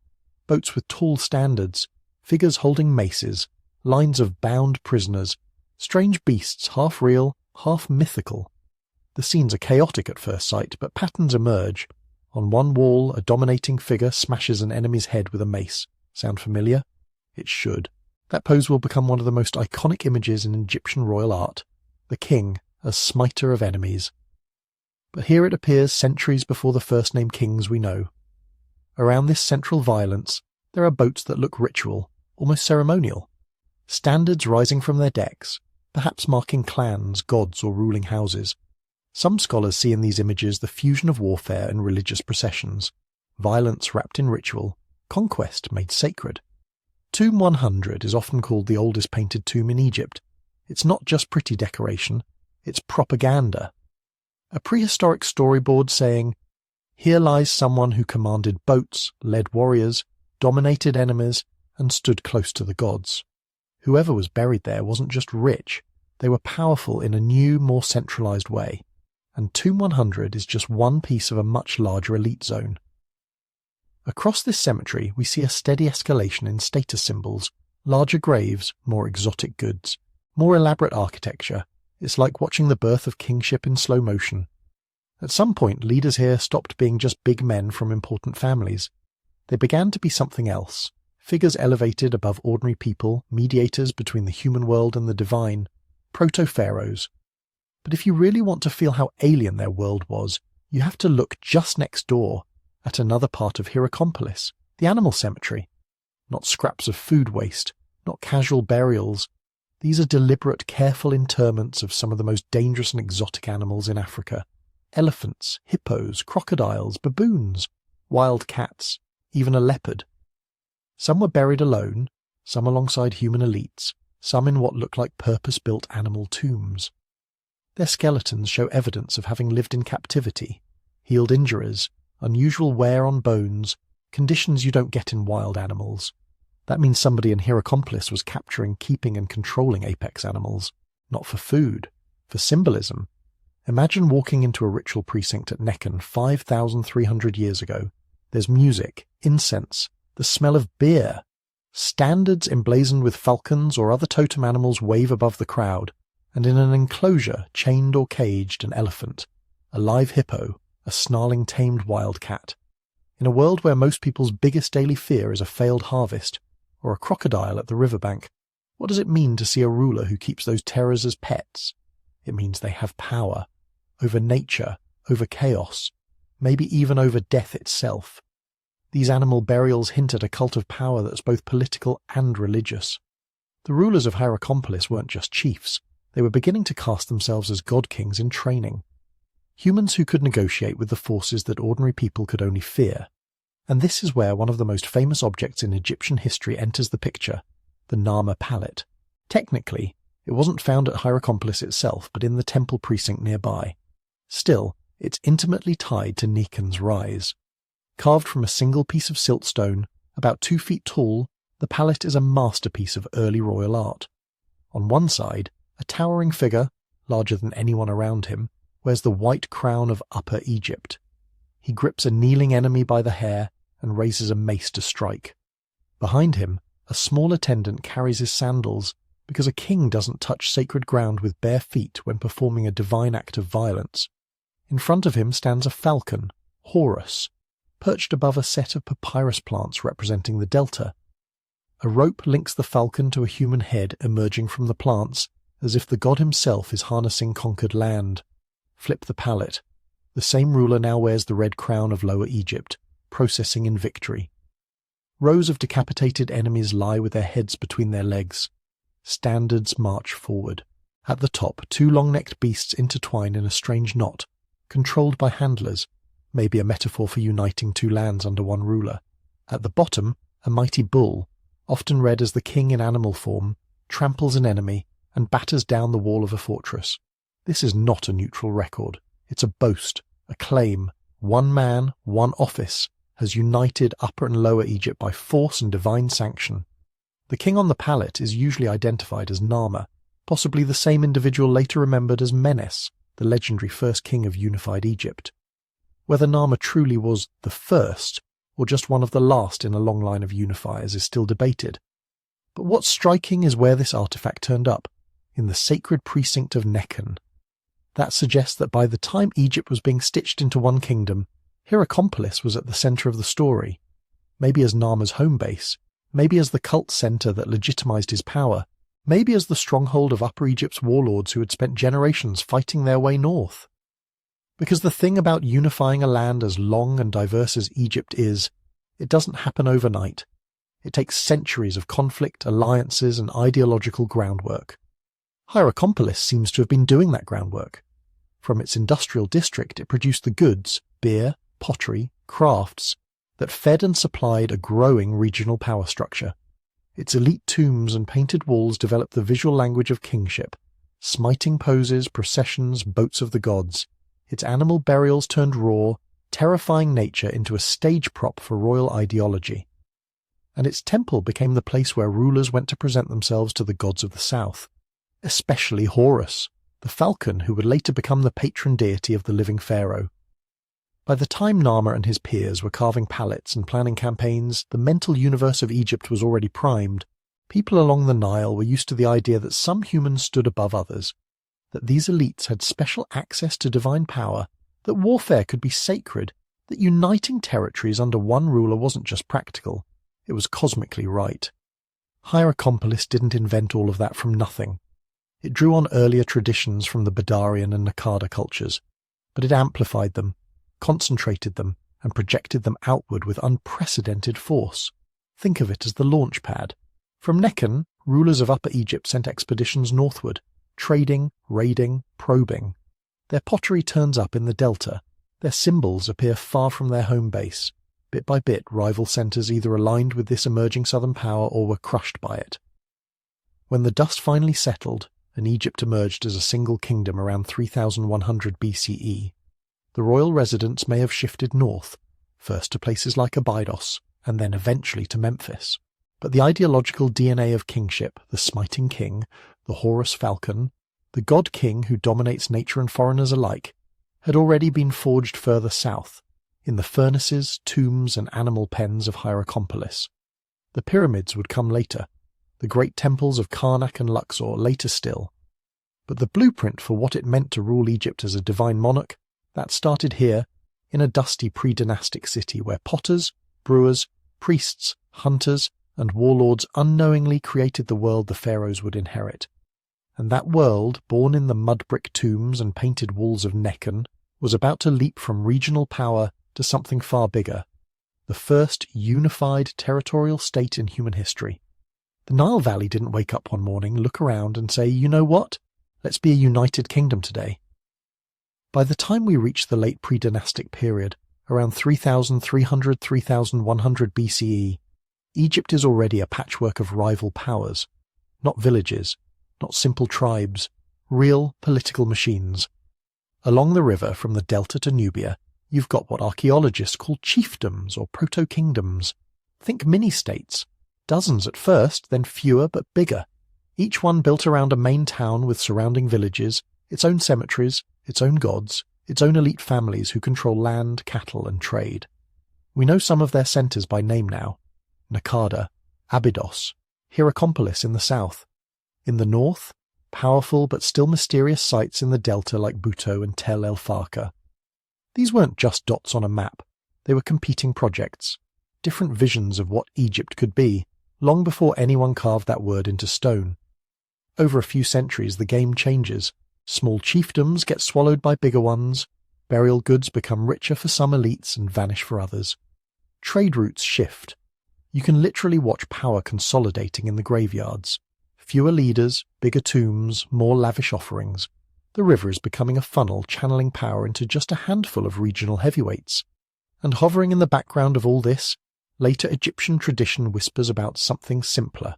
Not dozens of rival mini-states, just two. Upper Egypt and Lower Egypt. Two lands, two crowns, two goddesses, two kingdoms destined to merge. So what's real here, and what's retroactive political propaganda? According to later texts, Egypt used to be split cleanly in half. Upper Egypt, the long, narrow stretch of Nile Valley to the south, symbolized by the white crown and the vulture goddess Nekhbet of Nekhen, Hierakonpolis. Lower Egypt, the broad, marshy delta to the north, symbolized by the red crown and the cobra goddess Wadjet of Buto. For 3,000 years, pharaohs would call themselves king of Upper and Lower Egypt, as if this was the original obvious duality built into the landscape. But archaeology paints a messier picture. Instead of one tidy southern kingdom and one tidy northern kingdom, we see multiple power centres in both regions. In Upper Egypt alone, Naqada, Hierakonpolis, and Abydos all look like serious contenders for regional supremacy at different times. In the delta, excavations show elite centres, warehouses, imported goods, signs of complex competing systems, not a single unified Lower Egypt, calmly waiting to be married off to the south. So where did the story of the two lands come from? Most likely it's a later simplification. After unification, royal ideology cleans up the past. All those messy rivalries and shifting alliances and bloody transitions get flattened into a neat myth. Once there were two kingdoms, and then a great king united them. Order out of chaos in one royal body. It's a powerful story. It just isn't the whole story. Somewhere inside that myth, though, there's a kernel of history. Because as we get closer to 3100 BCE, the evidence from Upper Egypt starts to show something new. A line of aggressive, expansionist rulers who look a lot like the proto-pharaohs of a southern kingdom on the rise. One of them is so shadowy we don't even know his full name. We just call him the Scorpion King. No, not the CGI disaster, the real one. At a place called Abydos in Upper Egypt, archaeologists found a massive tomb from the very end of the Pre-Dynastic period. On stone mace heads and pottery tags, they found a sign that looks like a scorpion next to a royal-style symbol. That combination, name plus royal marker, looks very much like how later kings wrote their names. So whoever Scorpion was, he wasn't a village headman. He was a king. On one famous ceremonial mace head, he's shown wearing the tall white crown of Upper Egypt, striking the ground with a hoe. Servants carry standards. Behind him, rows of bound captives and decapitated bodies. In front of him, irrigation canals, maybe newly dug fields. This isn't a quiet farming scene. It's conquest and reorganization dressed up as pious land development. Scorpion isn't just ruling, he's reshaping. He's not alone in this twilight zone before history. Other names flicker on the edges of the record. Erihor, Ka, maybe a Nama-like figure in an earlier phase. We don't know their full sequence. We don't even know how many of them there really were. But their tombs, especially at Abydos, are getting bigger, more complex, more royal, and their world is getting bloodier. If you look only at the later Egyptian king lists and myths, unification sounds almost peaceful. A destined king marries a northern princess, puts on the double crown, and boom! 2 lands, 1 pharaoh, everyone's happy. The ground says otherwise.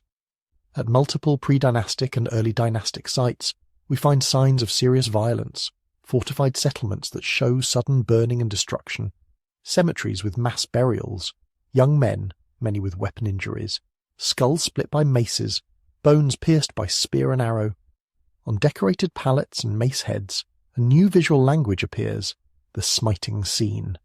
A giant, dominating king raises a mace over a kneeling enemy, ready to crush his skull. Above or behind him, symbols of gods watch approvingly. Below him, rows of decapitated foes, animals trampling bound prisoners, boats carrying severed heads as trophies. These images aren't subtle. They're political theatre in stone. This is what kings do. They conquer, they kill, they bring order by force. Then there's Hierakonpolis, Nekhen, the powerhouse from earlier in the script. In its elite tombs, we see paintings of bound prisoners, marching processions, and boats packed with warriors. Some scholars think Hierakonpolis was one of the first to build a real regional kingdom in Upper Egypt, only later eclipsed by Abydos.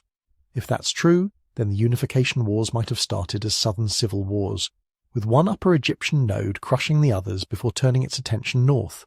So which was it? A slow political merger or a bloody military blitz? The answer is probably both. Over centuries, trade networks and marriage alliances are knitting the Nile communities together. Pottery styles spread. Religious symbols, like the falcon god Horus or the goddess Neith, show up far from their original homes. People are already thinking in larger units than just their own villages. At the same time, the archaeology screams conflict. You don't get burned towns and mass graves from polite economic competition. You get them from armies, or at least organised war bands, moving in, taking resources, and leaving destruction behind. Some researchers argue for a gradual stepwise unification.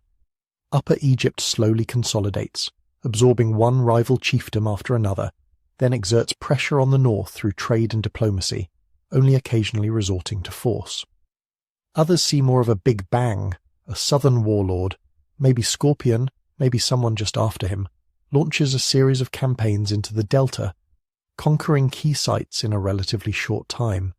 The evidence isn't clear enough yet to pick one definitive storyline, and that uncertainty matters, because it reminds us this isn't destiny unfolding. It's human choices, gambles and accidents piled on top of each other until they look inevitable in hindsight. But when we talk about the final act, the moment where myth and archaeology shake hands, we usually end up with one name, Narmer. You've probably seen his palette even if you didn't know its name. It's one of the most famous objects in Egyptian history, a ceremonial stone about the size of a laptop lid, covered in intricate carvings. It's like a movie poster for unification. On one side, Narmer wears the white crown of Upper Egypt. He towers over a kneeling enemy, arm raised, mace ready to fall, the classic smiting pose. Next to him, a falcon, probably the god Horus, tethers a human-headed papyrus plant symbolizing the subdued marshlands of the north. Translation: Upper Egypt's king, backed by Horus himself, dominates the delta. Flip the palette over. Now Narmer wears the red crown of Lower Egypt, strolling in procession, inspecting rows of decapitated bodies with neatly placed heads. The message is not ambiguous. Below, 2 fantastic animals with impossibly long necks are being tamed and intertwined by handlers. Many scholars think this is a visual metaphor for the 2 lands being yoked together into one. We also find Narmer's name on seal impressions and tags from Abydos, in a tomb complex that looks distinctly royal. At other sites, his Serek, the little palace facade with his name on top, pops up on pottery and goods. He's clearly important. Later Egyptian tradition remembers someone very much like him, though usually under the name Menes, as the first king, the one who united Upper and Lower Egypt and founded the first dynasty. Did Narmer literally swing the last mace in the last battle of unification? We can't be sure. Some scholars think the process began decades before him and continued under his successors. But by his reign, something irreversible has happened. For the first time, we can talk about Egypt as a single political entity, ruled by a king whose authority, at least in theory, runs from the first cataract in the south to the sea in the north. What did that mean for the people living through it? If you were an elite in the winning camp, one of Nama's allies, a high official, a priest in a favoured temple, unification was a windfall. New lands to administer, new trade to skim, new temples to endow. Your status leaps from local big man to national player. If you were an elite in a conquered chiefdom, things get more complicated. You might be co-opted into the new system, married into the victorious house, given a new title in exchange for loyalty. Or you might be sidelined, stripped of your power, your ancestral gods demoted in favour of the new royal cult. If you were a farmer, a potter, a boatman, your world changes more slowly, but it does change. Now, instead of paying tribute only to your local chief or temple, you're part of a much larger machine. There are standardized weights and measures, maybe standardized pottery forms.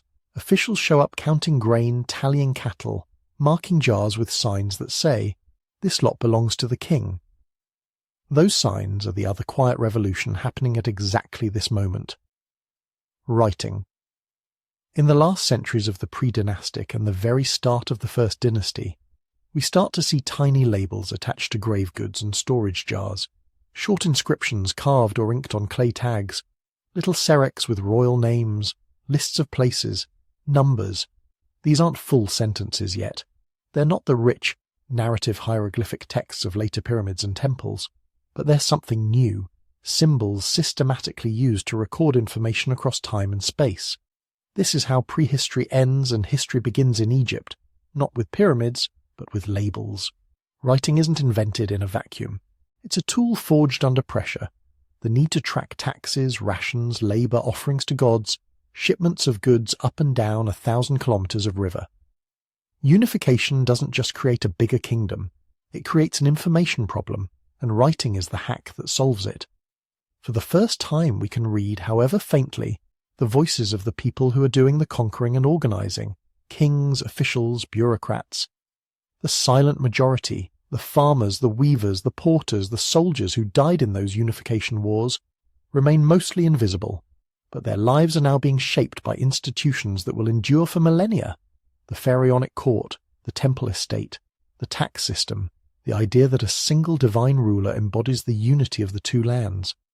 By the time Nama and his immediate successors are finished, the Nile Valley is something it had never been before, a centralized, literate state.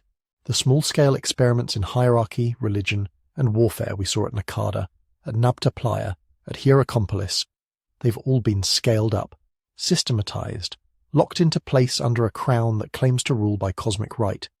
Prehistory doesn't disappear, it hardens into myth.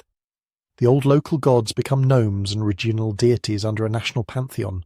The old chiefs become vague ancestors. The messy, violent process of unification gets retold as a single heroic act by a single founding king. And from here on out, the Nile story is going to be written not just in bones and potsherds, but in carved stone, inked papyrus, and the monumental architecture of a civilization that has finally stepped, fully, into history. So now step back for a second and think about what we've just moved through. We started in a world that doesn't even look like Egypt in your mental map. Not a ribbon of green cutting through an endless desert, but an Africa where the Sahara was an Eden. Lakes the size of small seas, rivers crossing what is now bare rock and sand. Herds of animals migrating across savanna grasslands where today you'd die of thirst in a day or two. In that world, long before pyramids, long before pharaohs, long before anybody carved a single hieroglyph, people were already experimenting, hunting, herding, watching the stars, telling stories around fires we'll never see. Then the climate turned. The Green Sahara died. The lakes shrank, then vanished. The savannas burned out and blew away. And across thousands of years, family by family, camp by camp, people were pushed toward one of the only places that still worked, the Nile. The river didn't turn them into Egyptians overnight. It wasn't some magical civilization switch. It was a grind. A long, messy, experimental process that took millennia. You had the early hunter-gatherers along the Nile banks, learning its moods, timing, the difference between a flood that feeds you and a flood that kills you. You had the cattle herders at Nabta Playa, dragging stones into circles in the desert, tracking the stars, building a ritual calendar in a place that would one day be nothing but sand and silence. Then came the Great Desiccation. the final brutal drying of the Sahara that slammed the door behind them. No going back to the Green Lands, no backup plan. The Nile or nothing. Out of that pressure, new cultures crystallized. The Badarian farmers, coaxing grain from narrow floodplains, crafting some of the finest pottery in the ancient world, burying their dead carefully, with goods and beauty and probably hope. Then Naqada threatened, sort of ramping everything up. Bigger villages, then proto-towns, then regional centres, chiefs turning into kings in all but name, symbols of power, armed conflict, gods with recognisable faces and animal forms. Hierakonpolis rises, not as some cute little prehistoric village, but as a city that's already playing with the tools of state power. Temples, elite tombs, mass graves that look uncomfortably like prisoners of war, art that shows rulers smiting enemies and controlling wild animals as if the whole world is something to be subdued. By the time we reach the first pharaohs, the Nabta Playa, the unification of Upper and Lower Egypt, you're looking at the end of a very long story, not the beginning of one. A story measured not in centuries, but in thousands of years. The pyramids are not a sudden miracle. They're a late chapter in a book that started with people camping beside seasonal lakes, in a Green Sahara 8,000, 9,000 years earlier, maybe more. And almost everyone in that story is anonymous. We don't know the name of the person who first realized that if you built your house just a little higher, the Nile flood wouldn't wash it away. We don't know the woman who figured out that grinding and soaking certain seeds turned them into something edible instead of poisonous. We don't know who first noticed that the cattle started acting strange just before the rains, or who dragged the first stone into place at Nabta Playa and said, "Let's line it up with that star." We don't know the potter who perfected the Badarian red and black ware, the flint napper who could shape a knife so fine it looks machine-made, the Naqada artist who painted boats and standards and masked figures on a pot and, without meaning to, gave us our earliest glimpse of Egyptian religious imagery. But all of them mattered. Every tiny decision, every experiment, every seasonal camp and abandoned village, every child taught which plants to gather and which ones to avoid. Those are the foundation stones under the pyramids. The reason there's a Pharaoh Khufu at all is because there were thousands of years of forgotten people before him, quietly solving problems and passing on what worked. And the wild part is, we're still only seeing fragments. Every year, archaeology in Egypt and the Sahara pushes the timeline back or sideways. New prehistoric sites under modern fields, buried settlements in the desert revealed by satellite, stone circles and ancient shorelines emerging as the sand moves, fresh studies on old bones that suddenly show us diseases, diets, and migrations we had no idea about. The story of before the pharaohs is not finished. It's being edited in real time. 10 years from now, that neat, clean textbook line between prehistory and history in Egypt may look completely different. New radiocarbon dates might shift whole cultures earlier. New DNA work might link Nile farmers to Saharan herders in ways we only guessed at. We might find that what we're calling the first of something, the first stone monument, the first formal shrine, the first organised cemetery, is actually just the first one we've stumbled across. So next time you see a picture of the pyramids, or Karnak, or a golden mask in a museum, try to layer this deeper story underneath it. Imagine the Green Sahara behind it, the cattle camps, the stone circles in the desert, the tiny riverside villages built out of mud and reeds that vanished long before anyone carved in stone.